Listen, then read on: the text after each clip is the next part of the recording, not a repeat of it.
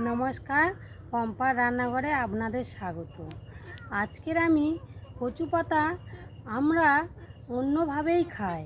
আজকের আমি কচু পাতার ভর্তা দেখেন। আমি ধুয়ে রেখেছিলাম কচু পাতাগুলো, আমি এইভাবে কেটে নেব। দেখুন, ভালো করে পরিষ্কার করে আমি ধুয়ে রেখেছিলাম কচু পাতাগুলো, আমি এইভাবে কেটে নেব ছোট ছোট করে। সব কচু পাতাগুলো আমি ওইভাবে কেটে নেব। কচু পাতাগুলো কাটা হয়ে গেছে।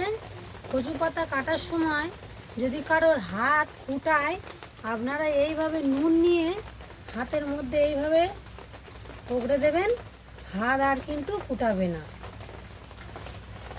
কড়া বসিয়ে দিয়েছি, কড়ার মধ্যে আমি জল দেব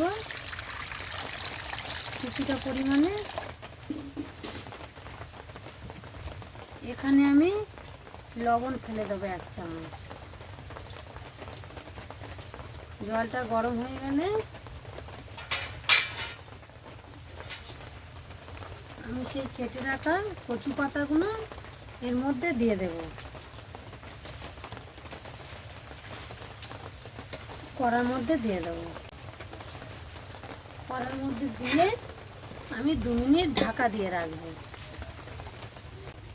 2 মিনিট পর ঢাকাটা খুললাম, দেখুন কতটা ভালো সিদ্ধ হয়ে গেছে। এবার আমি ঢেলে নেব। কড়ার মধ্যে আমি 4-5টা লঙ্কা দিয়ে দিলাম, লঙ্কাটা ভেজে নেব।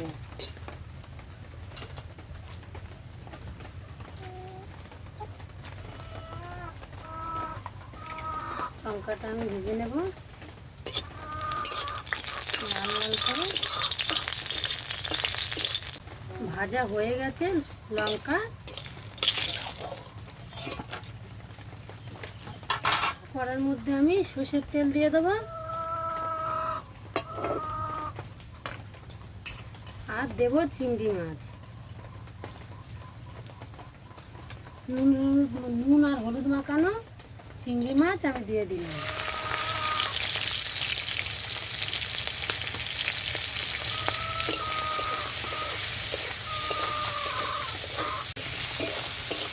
চিংড়ি মাছটা ধার করে নিয়ে আমি দিয়ে দেব 5 ফোড়ন।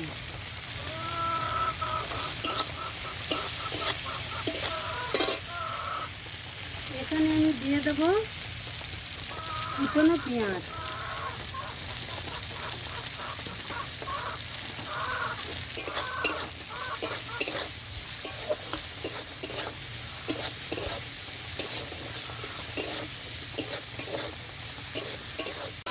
পেঁয়াজ আর চিংড়ি ভালো লাল লাল ভাজা হয়ে গেছে। এখানে দিয়ে দেবো কয়েকটি রসুন আমি খেতে রেখেছিলাম, রসুনটা আমি দিয়ে দেবো।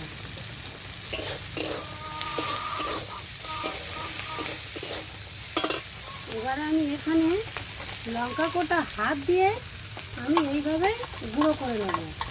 লবণ দিয়ে আর হাত দিয়ে আমি এইভাবে গুঁড়ো করে নিয়ে দিয়ে দেবো। এর মধ্যে পেঁয়াজ আর চিংড়ির মধ্যে আমি দিয়ে দেবো লবণ। আর এইভাবে আমি দিয়ে নেবো। এখানে দিয়ে দেবো আমি কচু পাতা, আমি জল ঝরিয়ে রেখেছিলাম, সেই কচু পাতাটা আমি দিয়ে দেবো। এইভাবে আমি কিছুটা একটু ঢেকে নেব।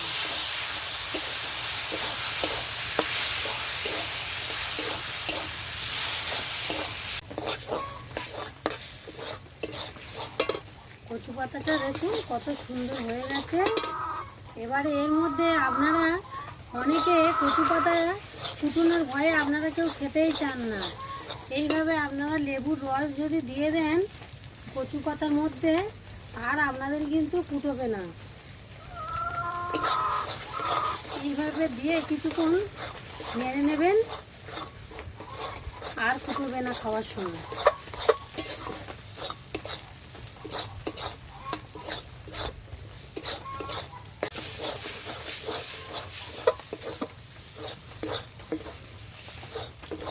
দেখুন হয়ে গেলে এইভাবে কড়া থেকে ছেড়ে দেবে এরকম। দেখুন কচু পাতার ভর্তাটা আমার রেডি হয়ে গেছে। এবার আমি ঢেলে নেব। কত সুন্দর দেখতে হয়েছে দেখুন বন্ধুরা, দেখুন আপনারা বাড়িতে বানাবেন এই কচু পাতার ভর্তা রেসিপিটা। আপনাদের ভালো লাগলে লাইক, কমেন্ট, শেয়ার, সাবস্ক্রাইব করে দেবেন।